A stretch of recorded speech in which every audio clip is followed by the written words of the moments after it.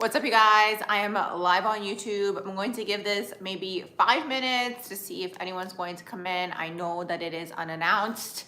If not, we will try another day. So let's see.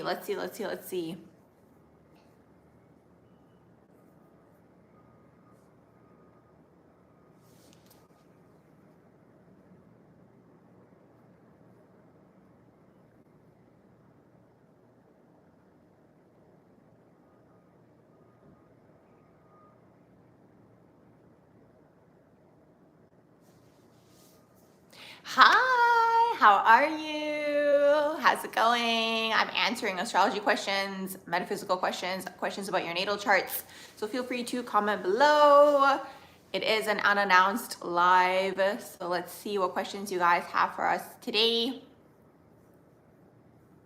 Hey, how's it going? What's up? It's my first YouTube live. Thank you for being here. Welcome to all the people joining. I'm answering astrology questions. Hey KJ, how's it going? I'm answering astrology questions about your natal charts, whatever you guys would like to know. Hello Jason, how's it going? Let me know in the comments below. It's actually really interesting because it's very different than the TikTok setup. Let me know what kind of questions you guys have, whether it's about your natal charts, astrology, metaphysics. Thought I would come on quickly to give you guys some insights. Hey Carly, thank you. I'm glad that you enjoy them. Thank you for being a part of the channel. Thank you to everyone who's a part of the channel and for your likes and your shares and your subscribes. You said, hey Reflection, my interpretation of Scorpio Mars in the 10th house. That's a nice placement. That's a very nice placement, okay? It's very nice for going after things, going after your goals, being a go-getter. The thing is though, Scorpio energy anywhere in a natal chart has to learn how to hone their energy. Hey, Ethereal Mermaid, how's it going? Oh my gosh, there's so many of you guys. Welcome. Let me just see if I can, oh, perfect. Yes, I'm gonna try to get to all of your questions on here.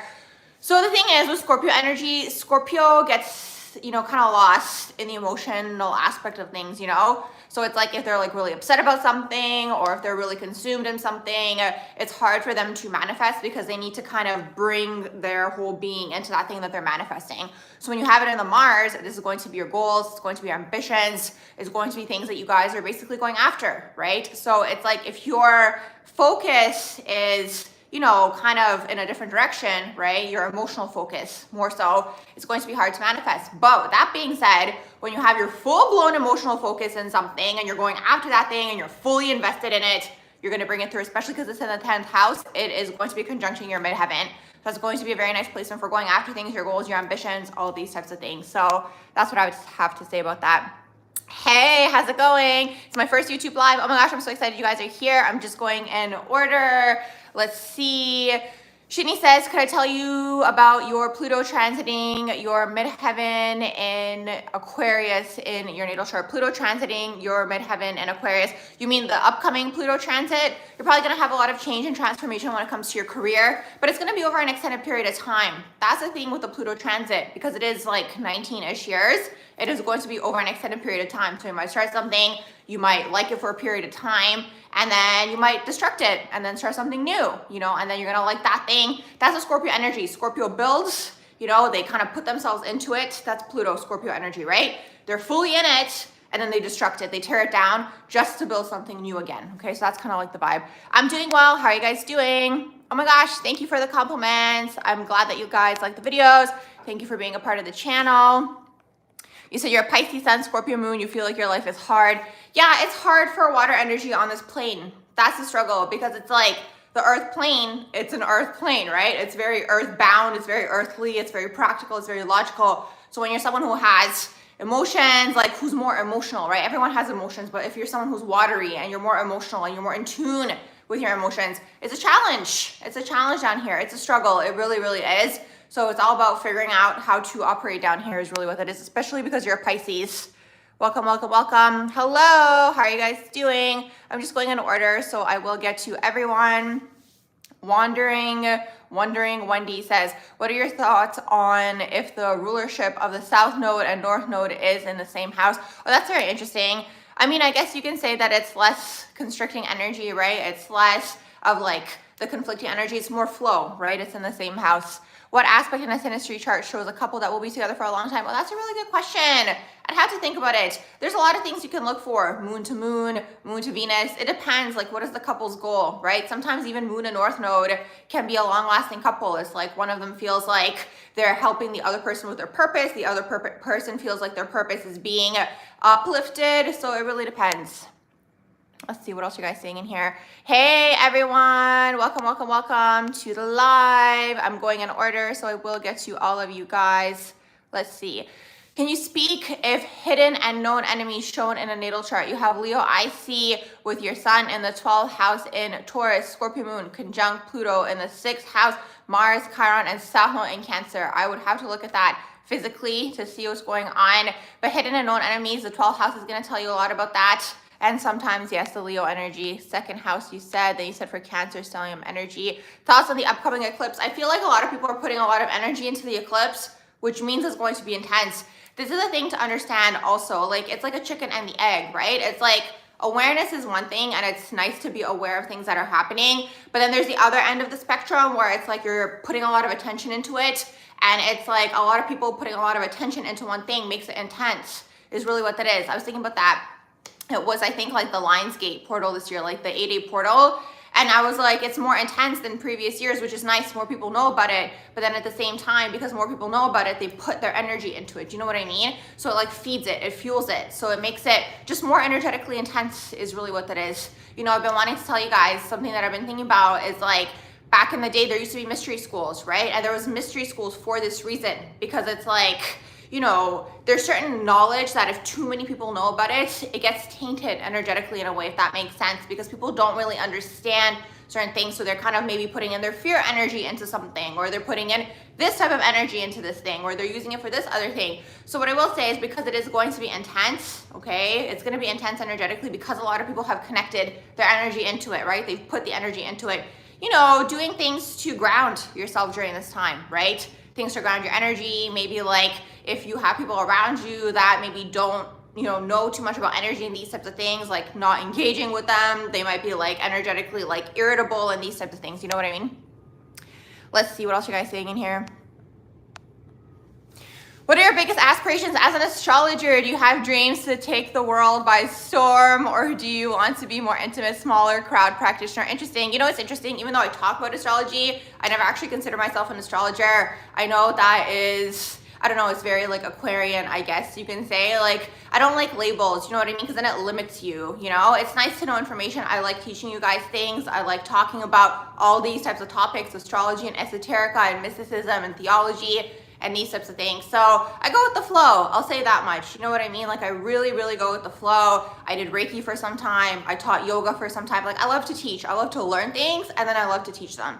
So right now I'm teaching guys astrology. When I learn something new, I'll teach you guys about that. You know what I mean? So anytime I get inspired, I love to teach overall, you know? I have videos on like business and entrepreneurship. So it's kind of like, that's kind of what I feel like I'm kind of here to do. You know what I mean? I learn things, I kind of experience them, and then I teach them to you guys, maybe in a way that's more grounded and like easier to understand, I guess. Let's see what else you guys saying in here. Indicators of life abroad. Sun in the 12th house could be life abroad. Absolutely. What else? You want to see what's going on with your 4th house. You want to see what's going on with the 12th house. I know people who have sun in the 12th house. You know, it's funny. I made a video about this. I think it was maybe even 2021 at this point. It's been so long and the time goes by so fast. But the video I was saying was like, a lot of the time people who have sun in the 12th are usually, they leave the place from where they are born. Okay, that's something. Also, North Node, I believe in the 4th house also, you will be more successful if you leave wherever you were born, okay? And there's other indicators in it as well. I know Vedic astrology has a lot more information on that as well.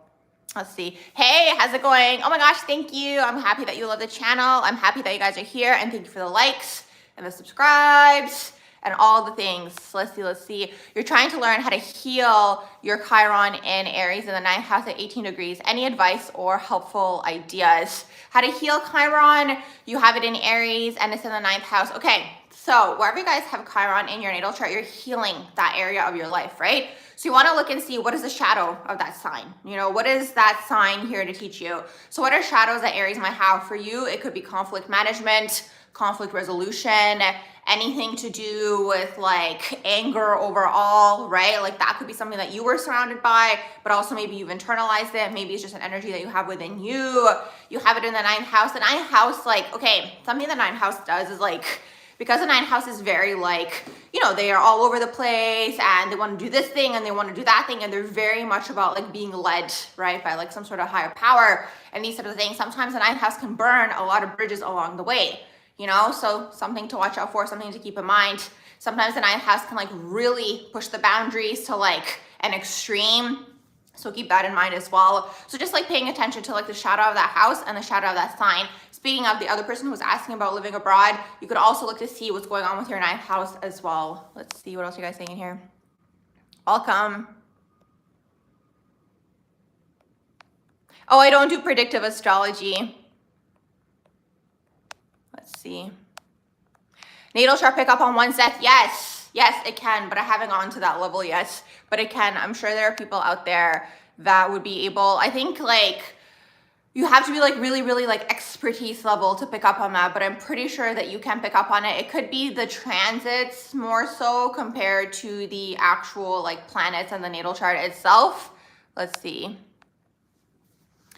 You said, what do you think about Leo rising and Scorpio moon together in the same chart? You said, thank you so much. You're welcome. Leo rising and Scorpio moon. Oh, that's a nice placement because also then your fourth house, can you tell me if you're still in the room, if your IC is going to be in the sign of, if your IC is in Scorpio as well, because that's usually something that happens for Scorpio, for Leo risings. It's really interesting. I was actually just thinking about that the other day. I was thinking about how like when people have the same moon and the fourth house occupied by the same sign, that it's a nice flow of energy, right? Because it's like, for you, you're a Scorpio moon, right? And then if your IC, which is your fourth house, is also in Scorpio, it's like double of that Scorpio energy. I mean, I don't know how nice that is. It could feel intense, but it's a nice placement because it's like, here's the thing, Scorpio wants to be seen, you know what I mean? But they're more hidden about it. So Scorpio might, you know, get into things like acting, for example, where it's like they're behind a shield, or poetry or these types of things. So you'll probably find yourself in something creative and artistic, but it's like you're expressing yourself because it's the Scorpio moon, it's the emotional world. Even comedy,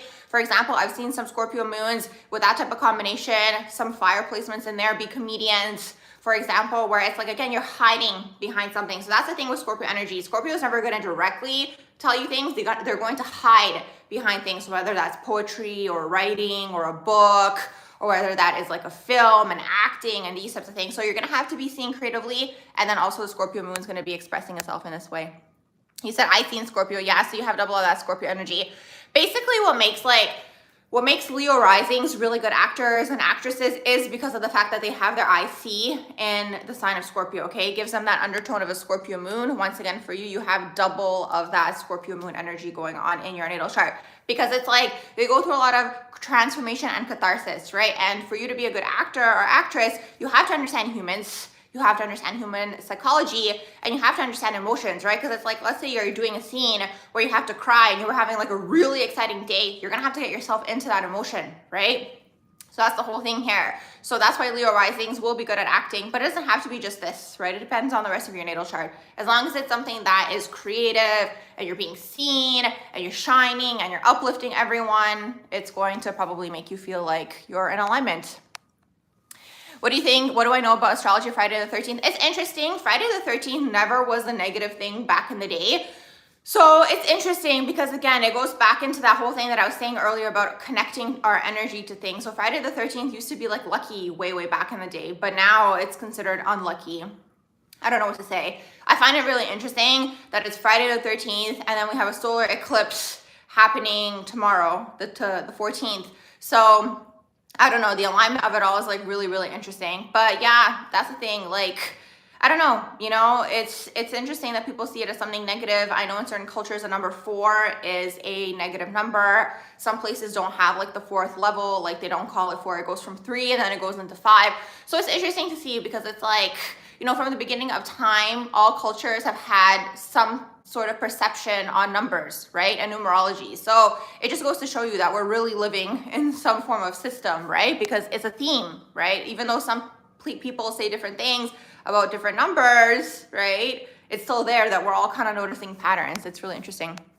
Hey, how's it going? Oh my gosh, you're not late. I started not even a while ago. It hasn't even been 15 minutes yet. Let's see what else you guys saying in here. Human design, no, I have not done that yet. I haven't even looked at my chart. I've had some people message me and tell me, I think you're this, I think you're that. I actually know I did look it up on one website, but I didn't understand what it meant. It was basically like showing the energy, and then I would have had to look into it more, and I was just like, I can't be bothered with this right now. So eventually maybe I'll get to that. Synastry chart with his Venus on your south node natally. Is it a past life connection, and is this a past life connection, and was it romantic? It feels karmic to you right now. Yeah, usually south node, okay, anything and like synastry or overall conjunctions, like whatever it is, it's always past life. The thing is like everything is past life. Do you know what I mean? I doubt that a lot of people are first timers down here. Maybe some people are. I don't know, right? You're gonna know for yourself. But the thing is, it's like when you look at astrology, right? And it's like you have that synastry going on. If it's basically in the south node or there's a south node conjunction, it's past life, absolutely. You said it's okay. Yeah, I didn't I don't know how to explain it. Like sometimes I look at things and it just like throws me into cognitive dissonance, and then I'm just like, there's something there that's like not in full alignment. Do you know what I mean? So I don't know, maybe it's just something that takes time. Let's see what else are you guys saying in here. Hey everyone, how's it going? Hey Dee, how are you?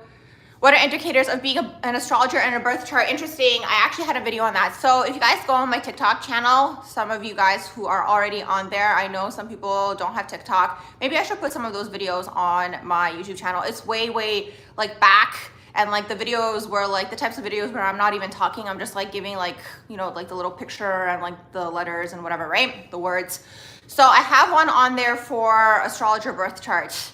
You know, a few things, okay? You can look at, you're gonna have to be investigative. So you're probably gonna have Scorpio in there or Virgo. Okay, Virgo is gonna be really good, especially if you have Scorpio and Virgo.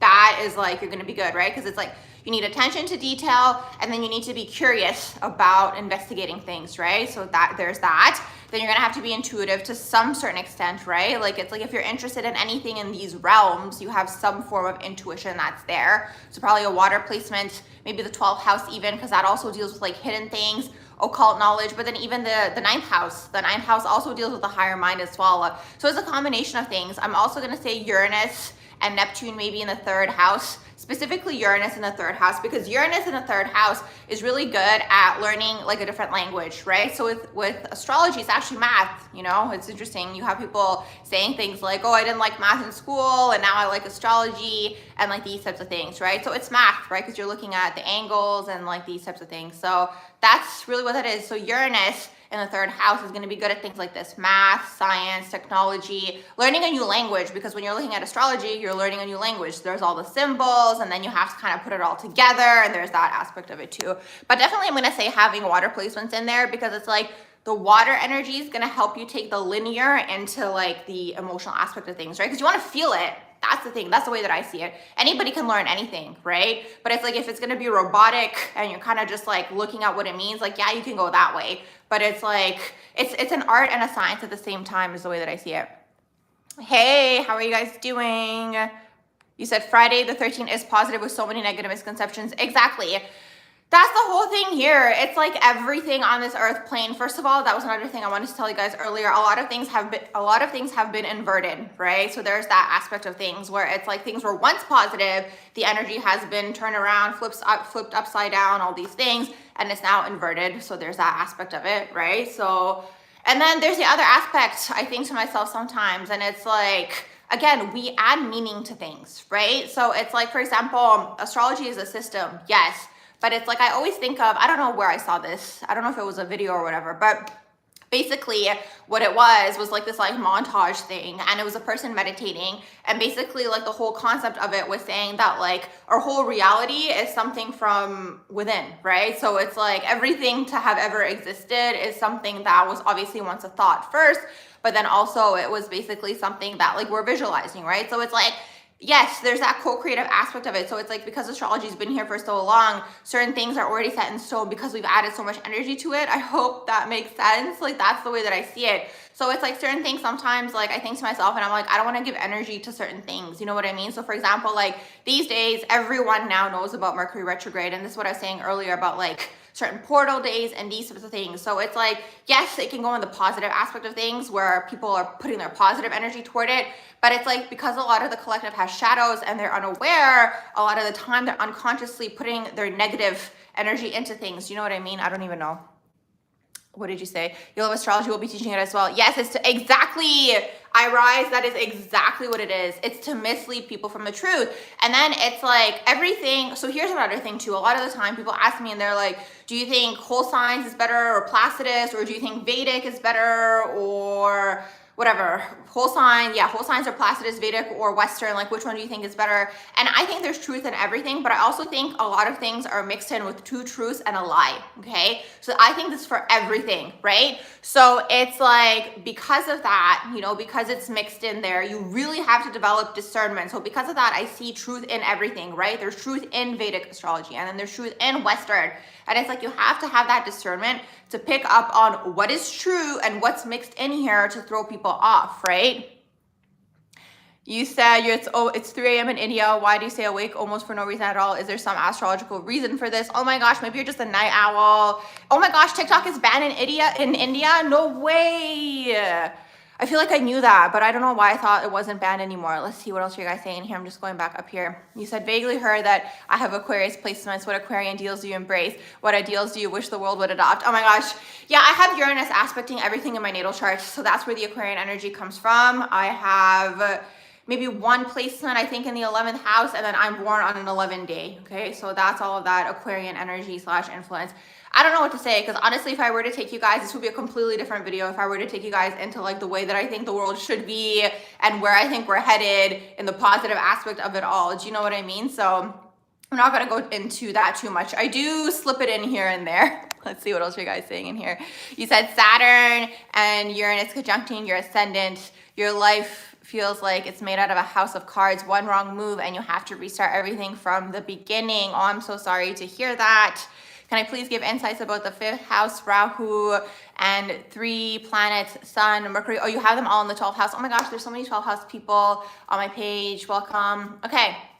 So you have your Rahu in the 5th house. That's your North Node. So basically your lifetime is about being seen and creativity. Okay. So your South Node would have been in the 11th house. So in a past life, you probably were maybe like an inventor or something that was like about the mind, creativity. And this lifetime, it's more like physical creativity. So maybe you being seen, maybe you being on a stage or something of the sort. Maybe you want to be creative in one way, shape, or form. I'm curious to know what sign you have in there as well. It's going to give us a little bit more insight. But yeah, it could be anything from like motivational speaking to comedy to entrepreneurship to having a business, as long as you're the face of the company, okay? Also, part of your life purpose could be with children as well. So whether that is through your own children or whether that is like teaching children, like an elementary school teacher, things like this, when you have that 5th house Rahu going on in there. And then you have 3 planets in the 12th house. That's going to make you romantic, a poet. You know, it's a lot of like clearance, karmic clearance in this lifetime. Venus in the 12th is a challenge because it's like Venus in the 12th house. It's like past life enemies coming through as lovers in this lifetime, right? So it's like, you know, it could be your friends, right? It doesn't just have to be your lovers, but it's like there could be a lot of like hidden motives with people when you have Venus in the 12th house. What I like is like a lot of these energies, especially when it's like in the internal planets, eventually progresses out of the 12th house into the 1st house, which is kind of nice.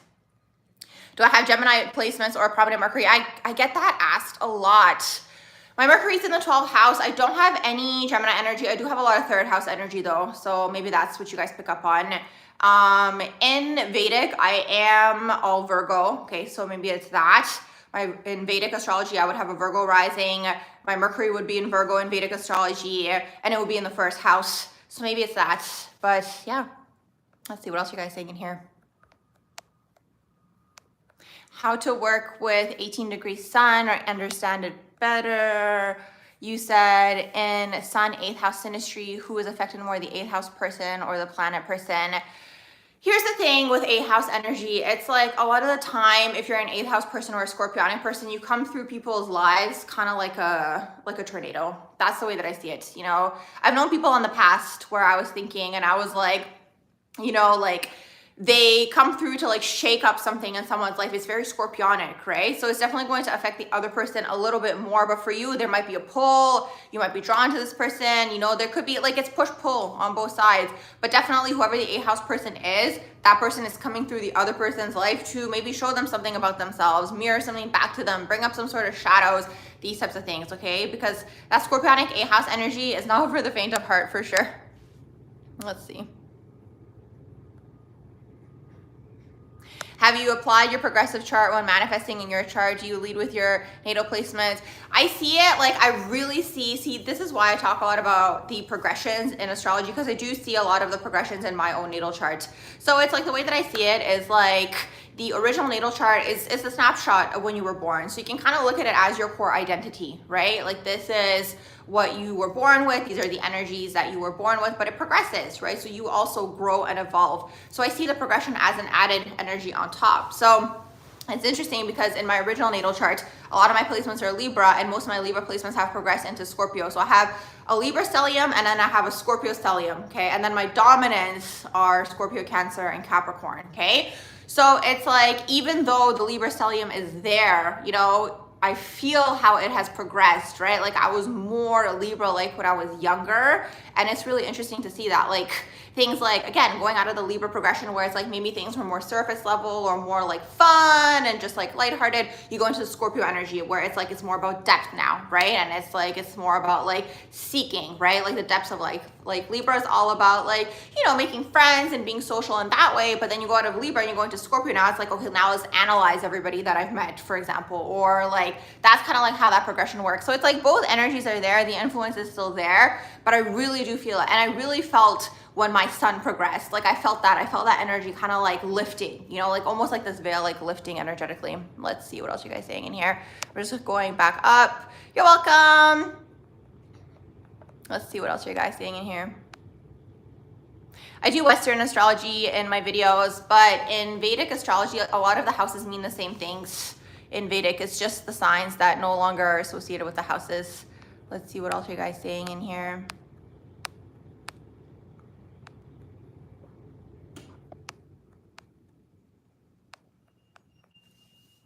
You have Scorpio moon in the 6th house conjuncting your Pluto, also midheaven in Aquarius. Uranus is in your 8th, Saturn in the 9th, Sun in the 12th. You said you love astrology and you love teaching it as well. Let's see, your 1st house hold Neptune as Sag, as with 12th house stellium. The only Pisces you have is in your south node. You feel stuck and invisible. Your Scorpio sun with Scorpio cusp 12. So what's occupying, you have Sag. Can you tell me what's in your overall 12th house if you're still in the room? That's the thing, the 12th house energy does feel invisible. And this is like one of two things I've noticed. Sometimes what happens is like when they were younger, they may have been invisibilized, right? So it's like maybe the family didn't acknowledge you or didn't notice you, or maybe everybody else was loud and you weren't loud or things like this, okay? So it could be an energy of this when you have the 12th house stellium going on in your natal chart. But another thing is like, sometimes the 12th house person is like tapped into the spiritual side, right? So this is what I never know. Is it the chicken or is it the egg? So because you're tapped into the spiritual side and you're tapped into like the higher realms, you know how like we don't see ghosts? So sometimes I'm like, do you just like not think that you're seen and then you're putting the energy out there? So it's like, it's one of these two things that's taking place, right? And then you internalize it and then you actually think that you're not being seen. Like that's actually a thing for the 12th house person. Like they literally think sometimes that like wherever they are, it's not even sometimes like a sad thing. It's not even like, oh my gosh, no one sees me. Like sometimes they actually think when they're in a place that people don't notice them. Do you know what I mean? So let's see. It said, just like that misconception of 4th, 10th house access, it's really interchangeable as far as parents. You're finding the 4th house represents a lot of people's father really versus the mother. That's really, really interesting. Libra rising, North Node and Chiron 1st house, Aries moon, Saturn, and South Node in the 7th house. Thoughts on your placements? Okay, so I mentioned this in my previous video as well. Whenever you guys want to know what's going on with an eclipse or anything of this sort that's happening in the world, Mercury retrograde, all these types of things. What you guys want to do is you guys want to see what sign is it in, okay? So the eclipse right now is in the sign of Libra, okay? Tomorrow it's going to be in Libra.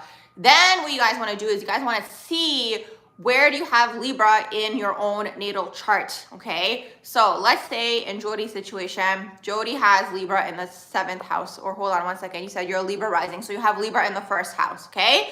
So you have Libra in the 1st house. So for people who are experiencing the eclipse in the 1st house, that means something is going to be illuminated when it comes to your maybe appearance, okay? Maybe you have something come up about your talents, you discover a talent about yourself, maybe go through some sort of change about yourself or your personality, like maybe something is uncovered, some sort of truth. Because that's the thing, you guys want to see what that particular transit means, right? So when it's Saturn, it's karma, okay? Eclipse, something shining, right? Like you're seeing something that you haven't seen before. So then you want to see where you have Libra in your chart, what house is it in? And then depending on the house that it's in, it's going to give you more insight as to what the house means compared and like in conjunction with what that particular eclipse means. And then you'll know what's going on for that particular transit.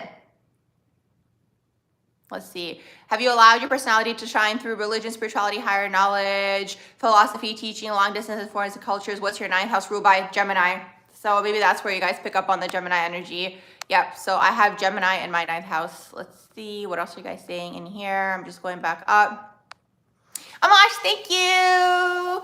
Yes. Oh my gosh, Star Herds. Thank you. Thank you. I definitely will let you know. It's so funny. I was thinking about going there in the summer, but then I decided not to go. I love that city though. I used to want to live there way, way back in the day. Let's see. What else are you guys saying in here? I actually used to have like a picture, like a poster that was like a window, and I had it up on my wall, and it was New York City, and then I would like pretend that I was looking into New York City. It was so funny. But then I went to New York City back in, maybe it was like 2017 was probably the last time I was there, and it was like intense, like it was energetically intense. But I feel like now I wouldn't feel as like energetically overloaded if I went. It's a very, very nice city. Let's see, what else are you guys saying in here? Modern astrologers love to say the mom is the 4th house. That's not always true. Yet ancient astrology says the father was the 4th house. That's what I mean. You have to look at everything, right? You have to look, like if you're actually going to, let's say like you really want to be an astrologer, for example, right? You really have to commit and learn, I would say everything. You know, because I don't like when people go around saying things like this is the only truth and the way this person said it is wrong, because it's like you have to take into consideration a few things when we're learning anything, right? Anything that we're learning, first of all, has some form of truth to it. That's the way that I see it, right? You have to acknowledge there has to be something in here that's true. So there's that, right? If there isn't truth in that, right, there could be something that's off. If it's off, it could be because of the human filter. There's this aspect of it, right? Because it's like we're learning knowledge, maybe that's been passed down from ages and ages and ages. There's that aspect of it. It goes through the human filter, regurgitates, regurgitates, regurgitates, right? Like a washing machine. And then boom, it gets to finally us today and we're talking about it, right? So it's like, yes, things could have been lost in translation. You have to be open too, right? That's another thing too. You have to be open to learning, especially again, because astrology, like if you're going to learn astrology, you're always going to be learning something new. And then what I'm going to say is you have to see what resonates with you. That's the thing. Like people always ask me what chart would I look at or what chart should I do? I have to always say the same thing. It's like you have to see what resonates with you. I know some people are going to have a different opinion when it comes to that. They're going to be like, this is the only truth and it's only this. But I can't understand how something can be the only ultimate absolute truth. I think there's truth in everything, and I think that's done by design. Part of it is to mislead people, absolutely. If we look at other things in the world, right? If we look at all of these esoteric, theology, mysticism, everything in this world, right? So it's like you have to look at everything, and then you have to start connecting the dots, and you have to look at the bigger picture, right? And then you kind of have to look at the common threads. That's the only way to do it, you know? So it's like, I see it as small-minded when people are like, this is the only way. It can't be. It can't be, you know? Let's see what else you guys saying in here. Hey, you're meant to reach other people that you don't know. Yes, you said. You asked, what do I have in your 5th house? You said 9th number written in the 5th house. Let's see. You agree father can represent the 4th. Absolutely, I can see that as well. Oh my gosh, you guys are asking so many questions. Okay, I'll get to all of you. Let me just go back up to see if I miss anyone. You're Sag ascendant, correct? No, I'm a Libra rising, but thank you. Let's see. Oh my gosh, I love all the questions in this chat. I need to go live on YouTube more often. Let's see. Uranus and Aquarius, any thoughts? That is going to be, okay, this is how I see Uranus as an energy. I see it as, yes, it's the place you're rebelling in, okay? So that's one of the things. You're rebelling in that particular area. Uranus is also going to be where you think differently, okay? So the area that you perceive differently. The sign in Uranus is going to be the overall generation. So it's also karmic in a way, right? Because a lot of the people incarnate with that particular sign. So there's that aspect of Uranus as well. And then it's going to be the area that you're going to be unconventional in. The house is going to affect you more. It's the area of life that you yourself, right, are going to experience that energy through. The sign is going to be more so generational for Uranus and Aquarius, okay? So for people who have Uranus and Aquarius, they basically see anything to do with like futuristic ways of thinking and humanitarian issues and philanthropy and like all these types of things as unique, right? They have a different perception on it. The world should be like this. If we implement this technological thing, things would be easier. If we have this innovative thing, this would be easier. Like that's that generation, right? So that's their karma. So sometimes, depends, right? But sometimes a lot of people have that conjuncting the Neptune, which also blurs that particular area. That adds a different layer to the story. This is why you have to look at the chart as a whole. But you can look at it as like a generational thing, that whole generation is also, yes, clearing together as well, because it is generational. A lot of people are going to share it because it is an outer planet. So a lot of that generation maybe again might feel not heard when they have like futuristic ideas, or some of them could be like super into spirituality and like these types of things, right? So that's the overall idea. What's my favorite color? Pink is my favorite color. Let's see, what else are you guys saying in here? When I was a kid, green used to be my favorite color, and then my room was painted this like lime green color. It was like screaming, like, oh my gosh, it was so funny. Anyways, let's see what else you guys saying in here. 8th house, stellium, moon, Uranus, Neptune, and Sagittarius, please. So you have an 8th house stellium, and then you have all of that in the sign of Sagittarius. So you have moon in the 8th house, you have Saturn, you have Uranus, and that's all in the sign of Sagittarius. That's very interesting. The mom could have been maybe abrupt. She could have also maybe been strict as well with that energy going on in there. There's always secrets. So when I see 8th house energy in a natal chart, or Scorpio energy in a natal chart, I always kind of feel like, especially if it's like in the moon, maybe even in a Saturn, sometimes I feel like these people are kind of here to like either uncover family secrets, like expose things that are within the family line, whether that is like literally like there's like an actual family secret that you're exposing, or sometimes this energy can kind of like clear something within the family line. Do you know what I mean? So it's like maybe there was something that was secretive throughout the family line. Boom, this energy comes through and clears it, for example, right? So there's this aspect of it. So you're basically kind of like the 8th house person. This is the thing to understand with 8th house energy overall. Like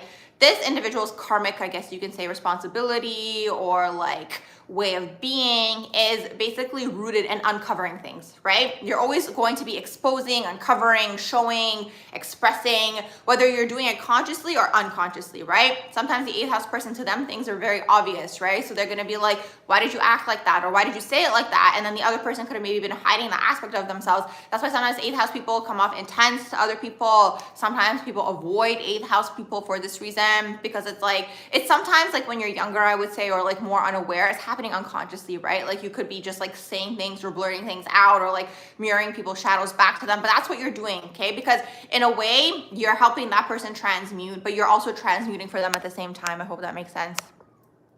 Do I study the Bible? No, I haven't. I mean, I've read a lot of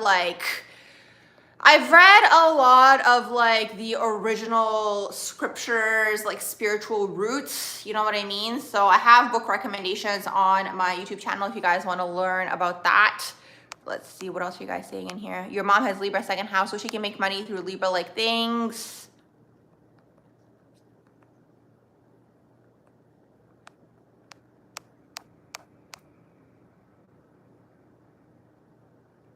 Yes, thank you, Star. Absolutely. Yes, thank you guys. Make sure you guys like the video. It pushes the video out there. It helps. And in general, thanks for liking all the videos in the past as well.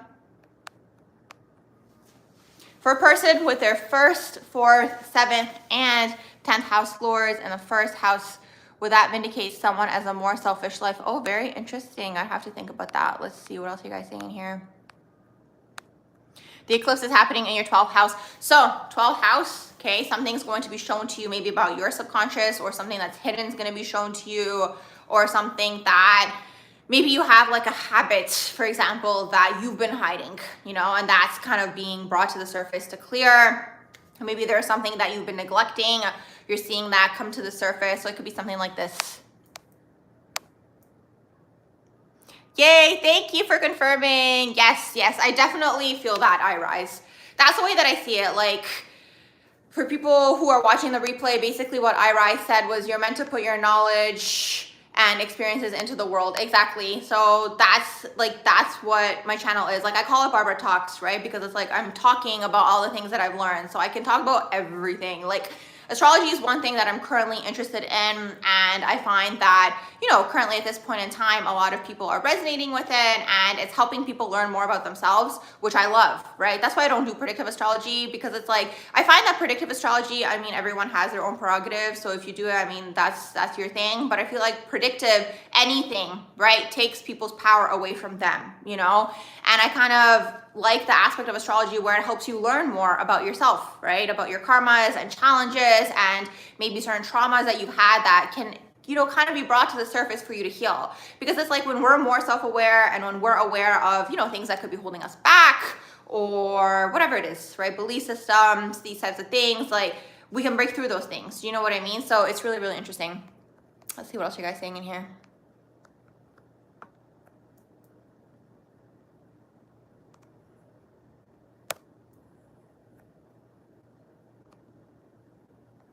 Let's see.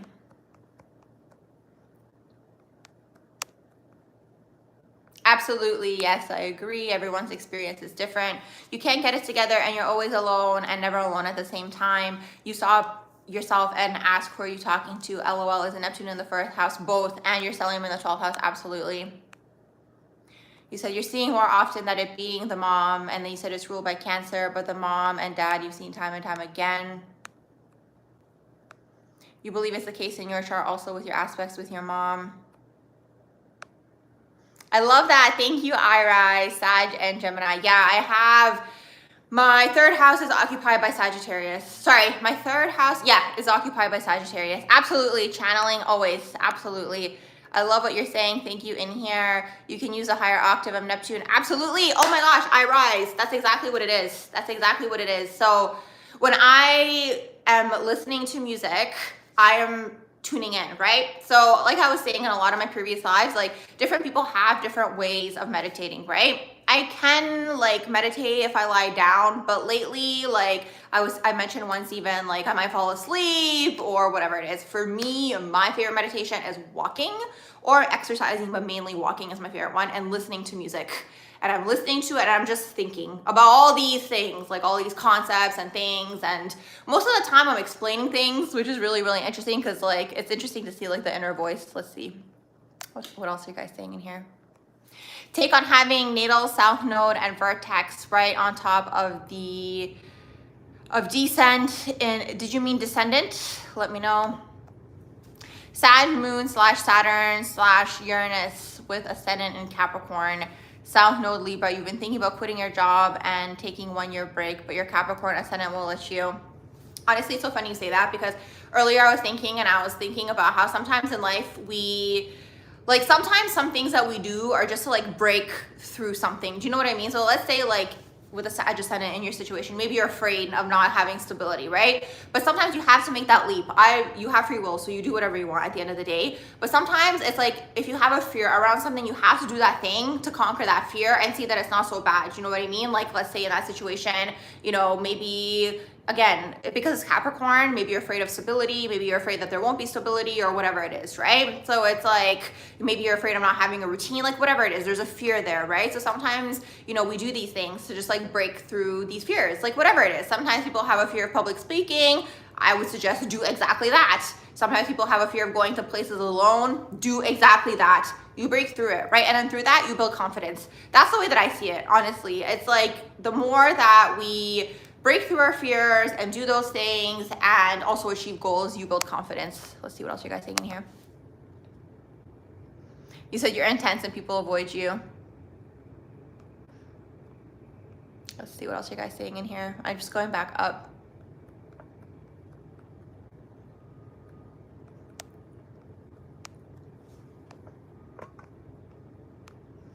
12th house, Scorpio sun, Venus, Mars, 11th house, Scorpio moon, Mercury, Leo, midheaven, Sag rising. So you have 12th house, Scorpio sun, Venus, and Mercury. Wow, that is a lot. So all of that is in Scorpio and in the 12th. Then you have 11th house, Scorpio moon, and Mercury, and then you have a Leo, midheaven, and then you have your Sag rising.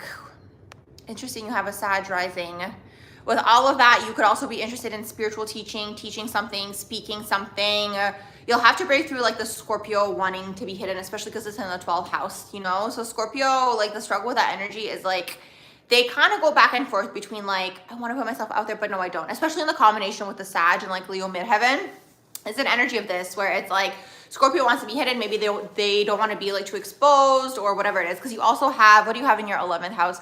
You have Mars in the 11th house, and then you have your Scorpio moon in there. Is your Scorpio moon in the 11th house as well? Scorpio moon, Mercury, Leo midheaven, Sag rising. Let's see, you have, so this is for Shini. You said you have Mars in Aries 12th house, and there is a lot of anger and explosive anger issues. Why do you think that is? Because it's Mars in Aries, first of all, but 12th is hidden, right? So it's like, maybe let's say there's shame connected to it, and then you don't express your anger, for example. You know, you might want to hide it. And then it's like, if it's not expressed, that's the thing with emotions too, you all. It's like, when we have an emotion and it's not expressed, it still finds a way to come out, right? So it's like, let's say you were hurt, for example, and you don't express that hurt, boom, comes through as anger, for example, right? So because it's in the 12th house, maybe there's something here that's hidden, right? Or maybe there's an emotion that's attached to it, like a shame or like a guilt or like something like this, where it's preventing you from expressing it. So that's the thing, Aries is meant to master anger, is really what that is. So my recommendation, everyone has the free will to do whatever they want, but the way that I see it is like anger and passion is very closely connected, especially in the body, okay? So taking things that upset you, maybe like, I don't know, maybe someone said to you, like, you are never going to be able to do that thing. Like, let's say you have a goal, I don't know, let's say you want to be a gardener, for example, whatever, right? Let's say they say to you, you're never going to be able to do that or whatever. So maybe it's a marathon because it is Aries, something like this, okay? So it's like they say to you and you're like, oh, you'll never be able to do that. And then that makes you angry. You want to take that anger and you want to transmute it into passion. Same thing with like anxiety and excitement. It's interesting, I want to say anxiety, right? Because in the body, the energy is very similar. Anxiety and excitement is very similar within the body. Same with anger and passion. That's the way that I see it, okay? So it's like you want to take the negative emotion and somehow transmute it and put it into something positive. So put it into a project, put it into some sort of goal. And anytime you're doing anything for yourself, that on its own is like boosting your own energy, right? It's making you excited, more excited. You're generating more and more energy. So these could be some ways to transmute that. Oh my gosh, I'm so glad that that resonated. Yeah, that's something that can happen. It's like, for example, people who have Scorpio placements in their natal chart, like if it's in combination with something that's like Leo-esque or like Sagittarius, like if it's in combination with a sign that wants to be seen, Scorpio always dabbles, right? So they're gonna maybe do things where they're trying to be hidden. Like for example, they might have like secret accounts where they're posting things, but it's like the karma here is to break out of that. You know what I mean? Like you're meant to not be hidden in that situation, right? So that's kind of like the whole thing with Scorpio energy. I've seen it play out with some people as well. Let's see. What else you guys saying in here? You have 7 feminine and you have 3 masculine. What does that mean? Okay, this is how I see feminine and masculine energy, and we all have these energies within us, okay? So that's what's important to understand. So this is how I have compartmentalized the energy. Doesn't mean that it's the rule of thumb, and doesn't mean that that's the only way and this is like this and whatever, right? This is just how I compartmentalize it, because it's like, even if you're doing psychic work, for example, like when you have something to focus the energy on, it's easier to grasp energy out of anything, right? So this is how I see masculine energy, okay? Masculine, feminine energy. Feminine energy is ideas, okay? You get an idea. It's anything to do with intuition, psychic gifts, creativity. It's healing. It's the love energy within. This is within all of us, by the way. It is also going to be the patience, for example. That's also very feminine energy, right? Nurturing something, whatever it is. And you have masculine energy. This is healthy versions of these energies, okay? Masculine energy, the way that I see it, is being a go-getter, perseverance, structure, creating structure for yourself. It's going to be like the action, right? So feminine energy is being, masculine energy is doing, right? So we want to learn how to use these energies together for ourselves, right? So what does this mean? Let's say you have a creative project that you want to do. If you're someone who's more in the feminine, you might think about it so much and dwell on it and maybe, passively kind of hope that someone does it for you. That's shadow feminine energy, right? So it could go into this direction where it's like, oh my gosh, I'm dreaming and I want to do it and this is what I want to do and this is my project, right? Masculine energy comes through within. Again, let's say you're more feminine. Well, then you have to work on your structure, okay? You have to work on being a go-getter. You're gonna have to work on actually putting it into action. Things like the hard work and these types of things, right? So that's how the energies work together, okay? So the feminine energy is gonna have the idea, boom, masculine takes it, acts on it, okay? So you have to develop these energies within. Let's say you're more in the masculine, right? Maybe you're not getting creative inspiration, for example. Let's say you're more in the masculine, maybe you're more like in the physical reality and maybe you're not feeling inspired. Well, how can you get inspired? Switch up your vibes, right? Do something different, right? Let's say you have the same schedule every day you work, this many hours and then after work you go to this thing and every day is the same. Switch up the energy and then you'll get inspired, right? So you want the energies to work together, okay? So when you have more feminine energy, if you're more feminine energy leaning, you might go into the shadow of that. What is the shadow? Being passive, being lazy, being lethargic. That's the shadow of the energy within. This is the energy within, okay? This isn't like, this gender is this, that gender is that. This is everybody, okay? That is all shadow feminine in the shadow.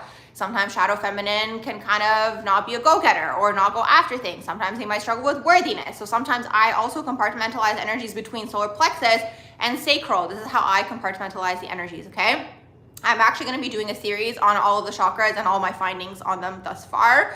So stay tuned, but that's not going to be for a while because I'm doing the Jupiter series currently, okay? So the way that I see the energies in the body is like the feminine energy is going to be the sacral chakra. That's how I see it, okay? Feminine energy, sacral, and then I see masculine as solar plexus, okay? So masculine, okay, having strong boundaries, okay, being perseverance, once again, going after things. But sometimes the shadow of the solar plexus can go into an ego, right? Having too much of an ego, maybe too much pride to maybe act on that idea. Whatever it is, right? So you want to see like what's going on with the energies within these types of things, okay? So there's that. Let's see what else you guys saying in here. Advice on balancing the feminine energy and grounding. Yeah. So I believe that, and this is why I like astrology, okay? Because it's like, yes, you're born with these energies and, it is what it is, right? Maybe you're someone who goes more into the crown. That's feminine energy, right? But again, you want to figure out how do you ground it. So you want to figure out how to be masculine in terms of, let's say, a goal, right? Or being a go-getter or whatever it is. Let's say you want to start a business, right? And you have an idea for your business. Well, if you're procrastinating and you're like, I'll do it tomorrow or I'll do it this next day, that's being too much in the feminine, in the shadow, right? Because you're in the crown, right? So sometimes the feminine energy can go too much into the crown, right? Sometimes the feminine energy wants to do all these things. I want to do this and I want to do that, and nothing gets done because you want to do everything.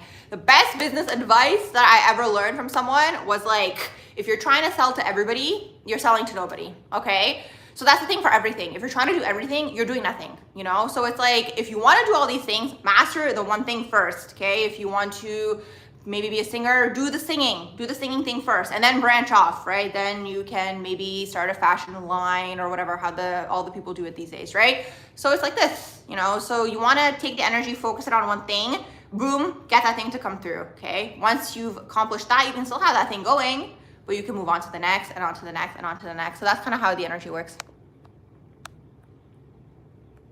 Let's see what else you guys saying in here.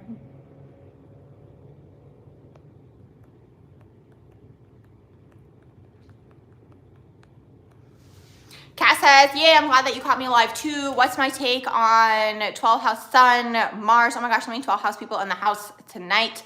You said 12th house sun, Mars, Mercury. Is that considered a stellium? And since H and E, sun isn't technically a planet, Also, what about the 11th house Saturn and Pisces? Okay, so this is interesting because some people say 3 planets in a sign is a stellium. Some people say it's 4. I don't know what to tell you because honestly, like even if you have one 12th house placement, you feel it. You know what I mean? Even if you have one water placement, you feel it. You know, so it's hard to say because it's like the energy in a way, like the water house and the water energy always overpowers regardless of how much there is in a natal chart. This is just, again, when I feel into the energy, okay? So 12th house sun, Mars, Mercury, so you're going to be a dreamer. So everything that I was saying about like the shadow feminine, that applies to 12th house people, okay? Because the 12th house people go so much into the crown and into the imagination, which is, it's a wonderful thing, right? But you want to figure out how to ground it. How do you ground something into the physical reality? How do you ground it? How do you ground it? You have to figure out a practical way to go about getting that thing. Now, another thing, because you also have the 11th house Saturn, what might be a struggle for you is like, you might have very futuristic ideas, you know, and you have to kind of master now the timing. When am I going to pitch this idea? Or you might kind of feel like a lot of these ideas that you get don't, you know, get acknowledged, for example, right? Because it's like you thought about them, but maybe the collective wasn't there yet. And it's like now everyone's talking about it. So for example, astrology, right? Maybe with that energy, you were into astrology like 5-10 years ago, where it was like more niche than it is now. Like I meet people these days and they say astrology is niche. To me, it doesn't feel like it's that niche anymore because we have like, there's like a bubble tea place. They have like drinks that are like Scorpio themed drink, Pisces themed drink. They have stores where they're selling like necklaces, Pisces and Libra. And so I don't think that is as niche as it used to be, right? But like back in the day, it was super niche, right? So maybe you were into it then. And it's like, maybe you were even into it before then, right? Where maybe there wasn't like an audience or people to talk to. So this is for all ideas. I'm just using astrology as an example, but this is for everything, right? When you have that Saturn in the 11th house, you're trying to master the timing of pitching your ideas. So you might be frustrated a lot of the time because you might be like, I feel like people don't hear what I'm saying. But the thing is, you still have to keep talking, right? You still have to keep speaking. Let's see. Welcome. Have a good night. Oh my gosh, you were up so late. Thank you. Thank you, thank you, thank you. Let's see what else you guys saying in here. Hey, how's it going? I'm just going back up. Literally job told you can take a year off, afraid of no stability. Yeah, that's another thing. So this is for the IC person who, if you're still in the room, you had the Capricorn rising. That's the thing. So it's like, okay, this is like the way that I see things for anything in life, right? The way that I always reflect on things is like, first of all, I always want to see like, what is the resistance in the situation? What is the resistance? Usually it's coming from ego versus intuition. Intuition's pulling you to do something, right? Your ego's coming through and it's saying, don't do it. Okay, so now we've identified something's happening, right? So your intuition wants you to do this thing. Okay, maybe it's something that your soul is pulling you to do. Maybe you've always wanted to do something. Maybe you always wanted to go, let's say, travel for a year, whatever, right? Whatever it is, okay? So the intuition's pulling you, but then the ego comes in. And then I go even further. Okay, what is it in the ego that's not, like, what is it that's the resistance, right? Is it fear? Okay, well then what's the fear? Okay, in your situation, is it the fear of no stability? Is it, most of the time it's fear of the unknown, whatever it is, right? Most of the time it's going to be fear of the unknown, right? Is it this? Is it that? In other people's situations, is it an abandonment wound? Are you afraid that it's not going to be accepted? Whatever it is, you really want to like get down to it and be like, what is the egoic thing? Is it societal expectations?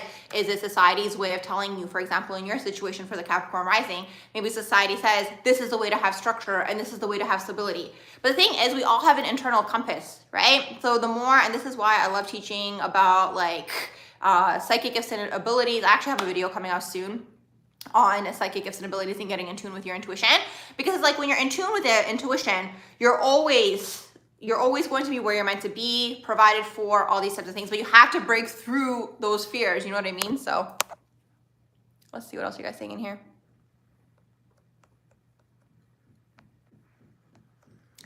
Twelfth house Pluto transit, that's a lot of things in your subconscious that are going to be coming to the surface to be cleared, and maybe a lot of past life things that you're going to be clearing during this time. Yay. Staying power. Let's see. I'm just going back up. Thank you. I'm so glad that they resonate. You're going through your Saturn return, Saturn 3 degrees, conjunct Sun and Venus, squaring ascendant and trining Jupiter, 4th house, stellium and Pisces. You also took a leap to start your own business. That's so interesting. So whatever I was saying maybe resonated with you as well. You're doing aesthetics out of your house and cleaning houses on the side to supplement income. That's another thing. Okay, it's interesting. I have another pending video. I haven't even recorded that yet, but I'm gonna do some more business tips for people, because sometimes, I think I talked about this in one of my business tips videos. That's gonna be under the entrepreneurship playlist for whoever is watching the replay. Sometimes people like think that, you know, when you make that jump, like, okay, great, you leave something to go into entrepreneurship. That's great, right? Like, awesome, you know? But the thing is, the income still has to come through, okay? So either you made the jump maybe while this other thing is stable and you got the income coming through, which is great. Maybe you have money saved up. That's also great, right? But sometimes you might have to work, right? You might have to work. You might have to have a side income funding this while you're building on this. So that's important to understand too, because I think there's a misconception in the entrepreneurial world that it's like, oh, just make the leap of faith. Okay, but it depends. It depends on your natal chart as well.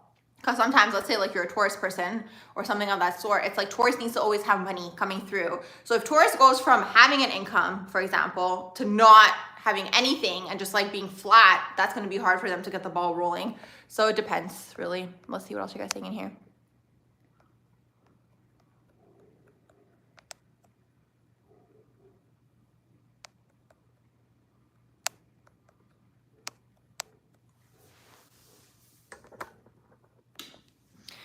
Have issues with family members and lately your popularity has exploded through dance. Oh, that's awesome. But you don't know how to deal with that. You liked it when you weren't noticed. Yeah, that's a thing. That's the thing. Sometimes people have a fear of being seen. That's another thing too. Absolutely. Like sometimes people fear being seen. Sometimes it's like, for some people, it's an added responsibility that sometimes they don't know how to handle. That's another thing. Responsibility is usually really connected with a lot of things in life. Like sometimes people don't want to take on the responsibility, right? Or be responsible for things and these types of things. So there's that aspect of it too. But yeah, Scorpio struggles because it's like Scorpio, here's the thing. It's like, again, in your situation, because it's in combination with like fire placements, right? It's like Scorpio, if they could kind of work behind the scenes energetically doing their own thing, yeah, that would be amazing. But again, you have that other aspect of you that's pulling you. You have to be seen, you have to put yourself out there. So it's really interesting. It's kind of like going with the theme of what we were talking about, of like just like breaking through all these barriers. You like the creative field, nothing specific. Hard to let go. Absolutely it is. It's hard to make that jump in any situation. Oh, thank you. Yes, yes. You know what's interesting? Back in the day, before I started YouTube, I used to teach classes in person. So I've done so many things in my life. I actually have a video called My 13 Jobs and the Entrepreneurial Journey, and I've worked in so many different industries. But anyways, when I was doing Reiki, so I had a mobile yoga business at the time. So I was teaching like yoga throughout the city. And then also I was doing Reiki, like I was like a Reiki practitioner. It just like happened to align. I don't know. This is just like, life is just amazing, I guess you could say. Like when you're in flow, I guess that's the only way that you can say it, right? It's just wild how it all just like happens, right?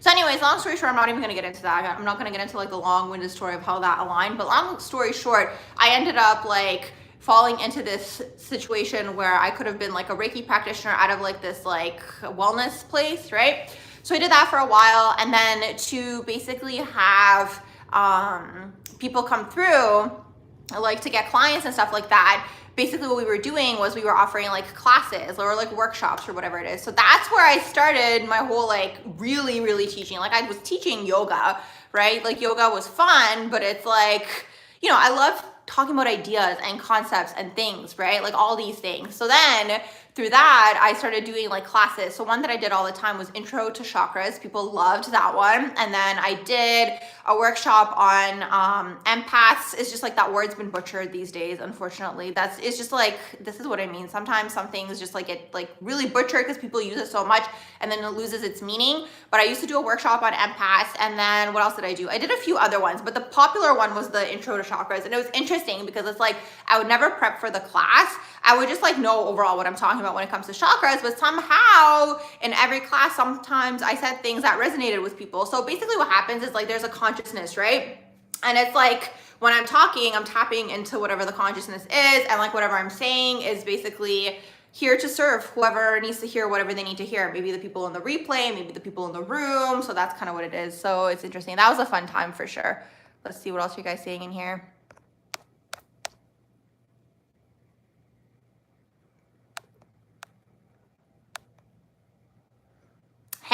How are you guys doing? Thank you for the compliments. Talk about having Pisces, 10th house stellium. Oh my gosh. Okay, so earlier I was actually talking about the feminine masculine energy in the shadows, and basically Pisces 10th house energy, like having Pisces in your 10th house is a struggle because you go into the feminine energy, right? When it comes to your job and your career and whatever it is that you want to do for work, and you want to do everything, and I want to, you know, make music, and I want to do art, and I want to do fashion, and I want to make a movie, and I want to write a book. Like, you want to do it all, right? But then nothing gets done. So you want to streamline it, okay? Because Piscean energy is really good because of that visualization, right? So this is what I mean by like using the two energies together. Because the visualization is strong, when you actually apply it in the physical reality in a way to like be a go-getter and like focus on that thing, right? You anchor it, right? You bring it through. So that's the whole thing. So that's my suggestion for Pisces 10th house stellium, is figure out the thing that you want to do. Is it music? Just focus on that until you master it, right? And then you move on to the next thing. If it's fashion, just focus on that. Focus on your goal. Maybe you want to be a fashion designer, or maybe you want to, you know, be anything creative. It's anything creative. Maybe you want to make art. Maybe you want to make paintings, like whatever it is. Maybe it's pottery.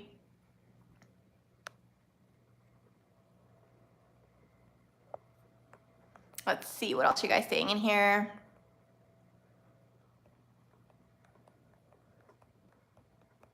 I'm just going back up.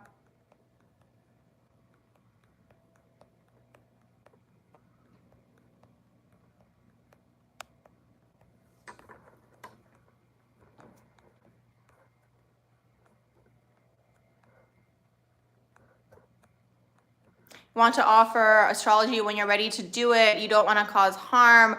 Wondering what themes of your Saturn return could be is starting your own business. Let's see, what did you say up here? Here's the thing, you can always start out by doing it for your friends. That's a good way to start. Do it for your friends if you're not comfortable. And the more that you do it, the more that you become comfortable, right? So you can start out that way. Let's see, but I want to see, what do you have your Saturn in? You're going through your Saturn return, so you have Saturn in Pisces, I'm guessing.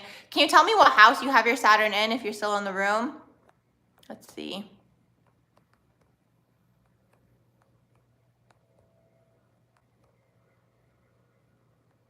No, my Pluto's in Scorpio, but thank you so much for that. Thank you.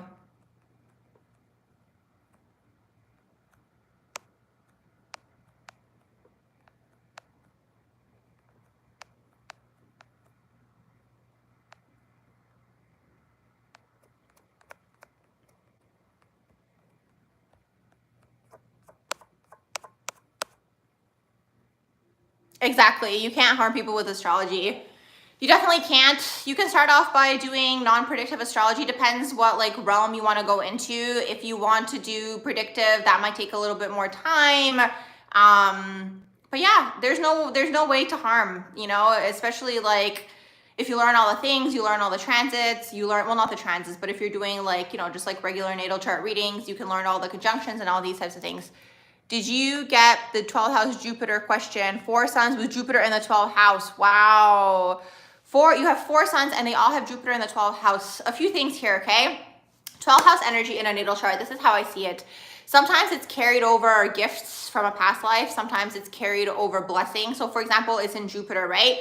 So for example, for them, it could maybe be a little bit easier to make money, for example, or abundance. It's carried over karma from a past life, but also it can go in the other direction where maybe they're learning how to make money in this lifetime and they're closing out that cycle. Sometimes the 12th house closes out cycles as well, right? So there's an aspect of that. So Jupiter in the 12th house also expands the area of higher learning, knowledge, the area of anything that's hidden and occult. What I will say though is like sometimes Jupiter in the 12th house, like sometimes Jupiter, okay, it's the area you're abundant in, but sometimes it's the area that you can push boundaries in as well. So because the 12th house does deal with like substances and these types of things, I would definitely recommend for any 12th house people to stay away from substances, because it's like the 12th house person is already open, okay? And then you do substances and it opens you up even more. So it's like, it's kind of like, the way that I see it is like aggravating the psychic muscle, right? So there could be this, but overall, they're going to be blessed when it comes to creativity, when it comes to like, again, anything that's like them connecting into the higher realms, right? Music, like they could be blessed in that area, or writing, like they can make money through this because Jupiter's in there. Let's see. What else are you guys saying in here? Yes, YouTube Live. Oh my gosh, thank you. Part of Fortune, thank you for the super chat. Part of Fortune in Aquarius in the 4th house while having Black Moon Lilith and North Node in the 4th house. Part of Fortune in Aquarius and it's in the 4th house. And then you have Lilith in and the North Node in the 4th house as well. Okay, this is how I see it. This is how I see the 4th house energy in a natal chart, okay? I see it as the karma, right? You're clearing karma when it comes to the home, when it comes to the family. Usually it's the mother, the 4th house, okay? But that's kind of the overall energy here. You're basically clearing karma when it comes to the home. And usually the 4th house is opposing your 10th house, which is your career. I always say this, right? So it's like to get to your 10th house, you have to go through all the previous houses, you know? That's an important thing to understand with the progressions of the houses, right? You go through all the houses and eventually you get to the 10th. So when you have an abundance of 4th house energy in your chart, you have to see what's going on, right? In terms of the home and all these types of things. You have part of Fortune, it's in Aquarius and it's in the 4th house. Can you tell me if your IC is in the 4th house as well? So having Lilith in here, you want to see what are the shadows of Aquarius, for example. What are the shadows of the 4th house? You might, for example, struggle with codependency and boom, that affects your 10th house. That affects your career, it affects your public image. Maybe you have an abandonment wound, boom, that affects your public image, it affects your career, okay? So these types of things, that's kind of how I see the energy, okay? Let's see what else you guys saying in here. How do you navigate substances and addiction with Gemini, Sun, Mercury, Venus, and Mars? You feel like your Scorpio moon constantly fights against the overwhelming need to escape from yourself. Yeah, so Gemini, it's interesting because it's like Gemini energy doesn't like to be bored and they do always want to be stimulated and the earth plane is very boring. So I can see that taking place.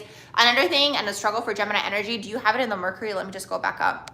Another struggle for Gemini energy as well is like, when you have Gemini Mercury, you can really go into overthinking. Like you can really go into just like overthinking, like thinking everything and then understanding everything from every perspective and then getting to the point of being like conflicted. Do you know what I mean? Like internally conflicted. Like I can see how this thing makes sense and I can see how that thing makes sense. And it's like you're just like in the crown in this way. So it's interesting that you say like substances, because in a way like the substances maybe are making you escape, right? The mind and the overthinking. So if you're too much in the crown and you're too much in the overthinking energy, my recommendation is a few things, right? Is first of all, find something that you love to do, right? So find something that you love to do, find something that you can kind of transmute that energy into something that is positive, okay? So there's that, okay? So something that uplifts you, right? Maybe you really like to play cards or you really like to, whatever it is, like play something, right? So maybe you love to do that thing. So there's that aspect of it. Being more in the earth plane, right? More grounded, more in the physical reality. Having more earthly experiences is also going to take you out of the crown, out of the overthinking aspect of things. Exercise is also going to take you out of the overthinking aspect of things. And then if you look at substances overall, right? It's interesting. I was just thinking about this the other day because in my live, I was talking about like addiction entities. And then I actually continued explaining that to people in my mind afterward. It's like, there's a few things with addiction, okay?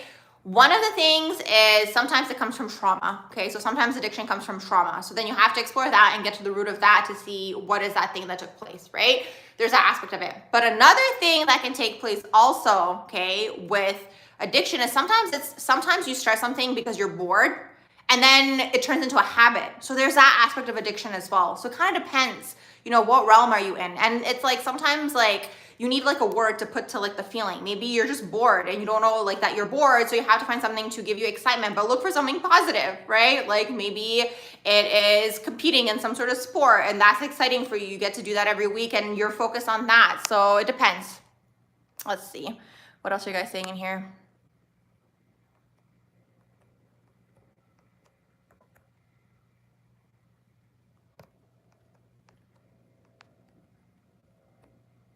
Sagittarius, 4th house with Moon and Neptune.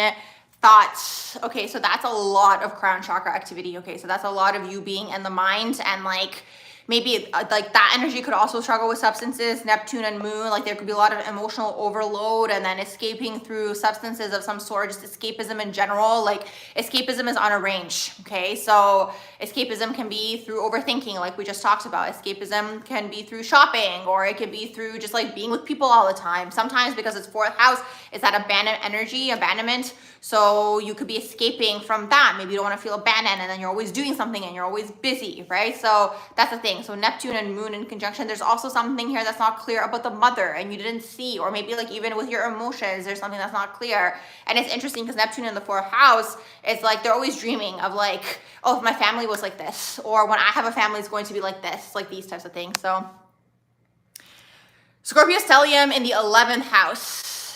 Let's see, Scorpio. So Alexander, let me just see what you said. There's a lot of things coming through in the chat, so I can't see what your question was. Okay, I'm all the way back up. You said, hi, how would you say Black Moon Lilith in the second house of Sagittarius manifests? It is opposing your Mars and Gemini in the 8th house. Is that troublesome? You said Black Moon Lilith in the second house, Sagittarius manifests, and it's opposing your Mars and Gemini in the second house, or sorry, in the 8th house. Is that troublesome? So Lilith in the second house, and you have it in Sagittarius, and then it's opposing your Mars in Gemini. Okay, with Lilith, you guys, you have to see what is the dark side of that particular sign, okay? So what is the dark side of that particular sign? So for you, you have it in the second house and it's in the sign of Sagittarius. So you might constantly be doing things all the time. You know, I want this, it's adrenaline, right? I want this adrenaline rush and I want that adrenaline rush and I want to do this adrenaline thing, right? And then it's opposing your Mars. So it's like that need, it's almost like this, like, I don't know what the word is in English. It's kind of like unsettled. Internally, there's like this unsettled energy where you always feel like you want to be doing something else or something more interesting or something more fun, right? So it's like, because it's opposing, right, your Mars, it's like, let's say you have a goal or ambition in mind that you want to go after. The unsettled energy is kind of like, might not want to stick it through until the end, especially having Mars and Gemini, right? Mars and Gemini struggles to actually, you know, see things through until the end, because Gemini is like, I want to do this and then I want to do that. And this is more interesting. And that was boring, because it's like, okay, this is what's important to understand about the earth plane, you all. The earth plane is flat, okay? It's flat, it's boring, okay? And it just is that way. So the thing is, when we look at all these placements in a natal chart, it's like there's a few things that we have to understand about the earth plane, right? What prospers down here? Hard work, dedication, and time.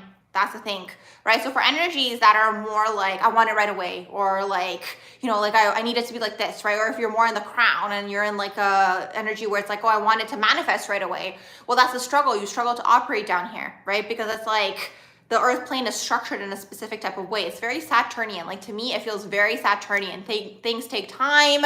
You get rewarded over periods of time. And then it's like Gemini struggles with actually seeing things through until the end, right? Especially when you have it in the Mars. But having Mars, for example, in the 8th house, like that is an amazing placement for actually manifesting and bringing things through if you can focus on it. That's the thing. So Gemini and Mars can struggle to actually see something through until the end, right? And then on top of that, that Sag Lilith is constantly like, I want to do this and I want to do that. And this is more fun and that's more exciting. And I want to go to this place and I want to travel here. Let's see what else you guys saying here. You understand? No worries. I'm glad that that resonated. Your firstborn is Scorpio moon. Yeah, Scorpio moon is not for the faint of heart. At least they're going to be super psychic and intuitive. So there's that. Let's see. Who is obsessed with Pluto or the personal planet? I mean, I'm ruled by Pluto. That's like my dominant energy. Let's see. What are you guys saying in here? You said, hi, Barbara. What would you recommend for dealing with Pluto traveling through your second house in Aquarius? You'll be moving. Okay, so here's the thing for Pluto. It's like, it's a long transit, right? So it's like, yes, Pluto's intense and it's deeply transformational and it's psychological and these types of things, but it moves slowly, okay? So when there's a Pluto transit taking place, it'll be over like a longer period of time. So you might not necessarily feel it as much, if that makes sense, right? So it's gonna be going through your second house. So Pluto going through the second house, these are transformations through money, personal finances, your values, your belief systems, right? So during this time, you might go through a lot of changes when it comes to how you make money, or, you know, how you create money. What is money to you? How do you bring it through into your life? Things like this. Good night, Abhishek. Thank you for being here. Pluto conjunct ascendant, so that's going to be a lot of personal transformations. Let's see, through the self, like it's constant catharsis. When you have Pluto, it's like you're constantly going through change. This is Pluto, people who are Pluto dominated, Pluto in the first house, Scorpio rising, Scorpio stellium, 8th house. Thank you for the super chat, you guys. So that's the thing. You're constantly going through change, and that's your only constant in life. You know what I mean? So when the collective is freaking out and they're like, oh my gosh, you know, this thing changed, it's like the Pluto person's like, okay, like, you know, this is the whole thing. So that's just like the vibe. Let's see what else you guys saying in here. I'm just going back up to see. Let's see. Hi, Alexis. How are you? Let's see.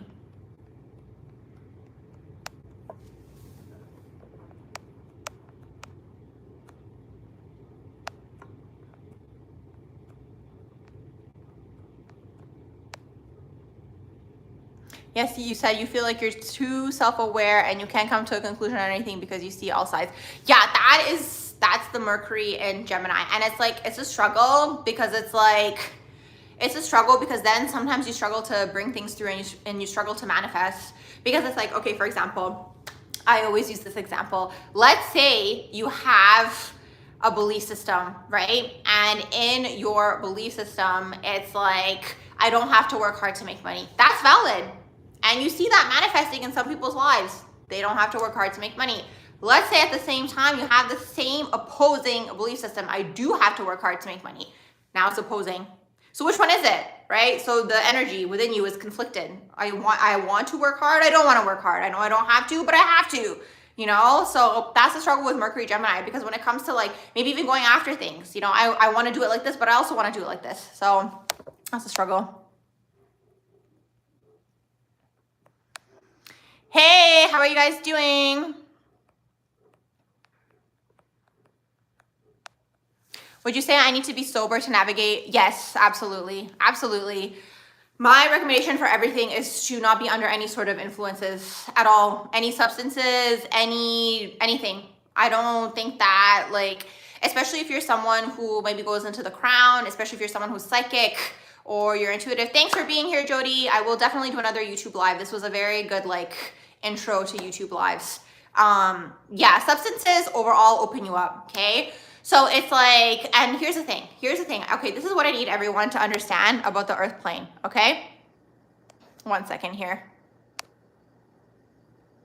Okay, this is what I need everyone to understand about the earth plane. Everything is energy. That's the first thing, okay? Everything is energy. Second of all, everything is about your own frequency, yes, but also a lot of things are targeted energetically at your wounds, okay? So because of the way that the earth plane is, there's a lot of entities that are looming and lingering around the plane. We might not see them, but you know what? You also don't see air, right?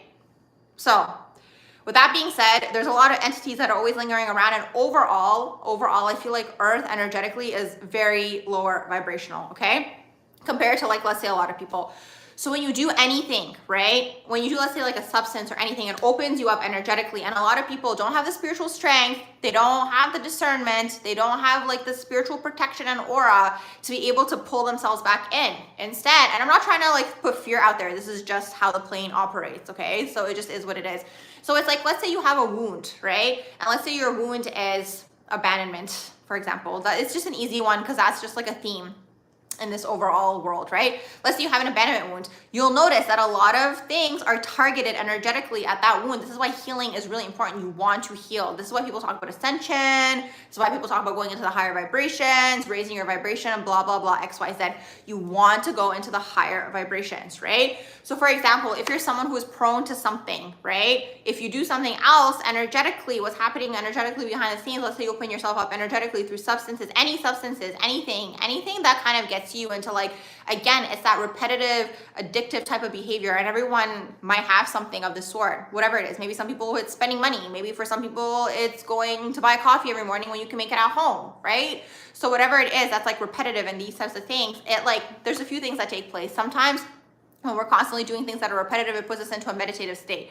I'm not going to go into that too much because that's going to be taking you guys like super into the crown chakra. I don't want to go there too much right now. Maybe I'll make a video on that some other time, okay? But that's the thing. So you want to master your wounds, because it's like if you have a wound and then on top of having the wound, you open yourself up energetically, energies latch on and pull you down, right? So it's a constant like WAR fair, right? Pulling yourself out of this is really what that is. Struggling hard with quitting substances. Yeah, it's a thing. It's a few things. It's interesting. I said it in the earlier part of this live. I was thinking about it and it's like, it's a few things. Sometimes it's trauma-based. Yes. Sometimes it's boredom. That's another thing that I've been thinking about these past few days in terms of like addictions or whatever it is. Like sometimes it's just like, I don't know, or curiosity even. You start something because you're curious and then it turns into this like almost like meditative thing. This is what I mean by the repetition. If you constantly do it, it turns into like a, because in a way, like humans are creatures of habit, right? And the habit brings us comfort. So it's like when you have some form of habit and you're always doing it, maybe in times of uncertainty, it's bringing you some form of comfort. It could be this as well, right? So it's like a lot of things are happening. Let's see what else you guys saying in here. What are signs of a person who lacks energy and is very, very lazy? I mean, here's the thing. All the signs in astrology have a light side and a shadow side. But what I will say is water placements can struggle. Specifically, Cancerian energy can really struggle, especially if you have Mars in Cancer. You can really struggle because you're more about the feeling, right? So it's like there's a few things that are in this game that we're in, right? There is understanding the energies that we have within us and understanding the rules of the plane, right? And understanding what prospers down here and what is successful down here, right? So this is what I was saying earlier for people who are watching the replay. You guys have probably already heard this, but basically what I was saying was like the whole thing here on Earth is understanding what are the rules of this game, right? The Earth plane, like what are the rules down here, right? What prospers, you know? And for someone, let's say who's more Cancerian and feeling based, they can struggle because they'll wake up today and they'll be like, I don't feel like it. I don't feel like doing this. And these types of things, right? So that's the whole thing here. So if you have, let's say, like, for example, in this situation, Mars in Cancer, and you might be prone to being lethargic or lazy, you have to push through that if you have a goal in mind. Do you know what I mean? This is why, like astrology, I do think that we have the ability to change ourselves. Let's see.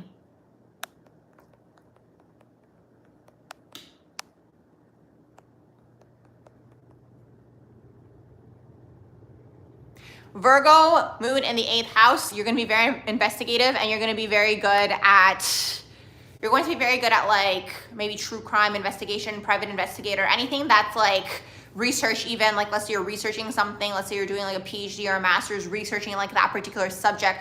What I will say though, the struggle with Virgo energy is it is mutable. So it's going to be like, I'm researching this and I'm really into this. And then boom, switches, right, into the next thing that they're researching, right? Whereas like Scorpio energy is researching, but it's fixed. It keeps researching until it gets to the bottom of something. Let's see. Hey, Courtney, how are you doing? What are your thoughts on Lilith in Leo, 10th house, but midheaven? Lilith in Leo, 10th house, but midheaven in Leo. So you have a lot of shadows that you need to clear through to activate the midheaven is basically what that is, okay? So you want to look and see what are Leo's shadows. Maybe it's a fear of rejection that is in the way of your 10th house prospering, right? Maybe it's a fear of, maybe you have too much pride, for example, to do that thing. Maybe you want to be the best right away. Maybe you want to be at the top right away, but you have to work your way to that thing, right? So these could be things. You want to look at the shadows of Leo, and then you want to also look at the shadows of the 10th house. The 10th house sometimes will do anything to get to the top, okay? So there's that aspect of it as well. Let's see.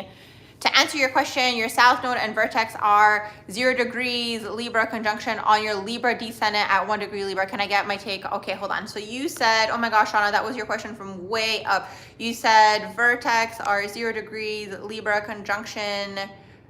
You have, okay, so South Node and Vertex are 0 degrees. Can you tell me what house you have all of that in? And then you said you have a Libra descendant at 1 degree. Can you tell me what house you have all of that in? Lama says Pluto squaring your personal planets of a public figure. The Pluto squaring, you have it all in the 7th house. Okay, so, but hold on. Okay, Libra's your descendant in the 7th, and then you have your South Node, and that's also in the 7th. Okay, so there's a lot of things here happening in your natal chart that are past life related to relationships. So basically what happens when you have South Node in the 7th house, it's like in a past life, you were propped up either by your community, it could have been this, Or maybe you sacrifice a lot for your relationship. So you come through in this lifetime with North Node now in that first house to basically focus on yourself. So for example, having Vertex, right, in Libra and in the 7th house, the Vertex is a fated event, okay? So something that could have taken place is your fated event could have been maybe a relationship that triggered you to go on your North Node life purpose path, for example. This could be something, maybe you were codependent, or you attracted someone who's codependent, or maybe you had fear of being alone and that was holding you back from your life purpose, your North Node. Maybe this is something that's taking place. You're welcome. Okay, Pluto squaring the personal planets of a public figure made you obsessed with him and he doesn't even know you exist. That's actually very real. South Node in the 9th house conjunct Chiron, and you also have Vertex. You're welcome. And you also have Vertex in the 9th house, but it isn't conjunct. With this lends you its fortune with the conjunction of South Node and Chiron. I'd have to see that and see what else is going on in there. You have Mars in Cancer. You really have to push yourself. You don't feel like doing something annoyingly. Oh my gosh, thank you for the super chat. I will answer your question in just a second. You said annoyingly, you have Saturn in the 10th house of Leo, so you work extra hard. Yeah, that's the thing. Mars in Cancer is a struggle. It's a struggle, especially on the earth plane, because Mars in Cancer just wants to chill. Mars in Pisces can sometimes be that type of vibe. Although what I've noticed with Mars in Pisces is sometimes Mars in Pisces can manifest someone into their life that is realizing the dreams for them. It can be this, or sometimes Mars and Pisces can have like a team or things like this, where there's like people around them that are helping them realize the goal, right? Like that can happen, but Mars and Cancer is a struggle for sure.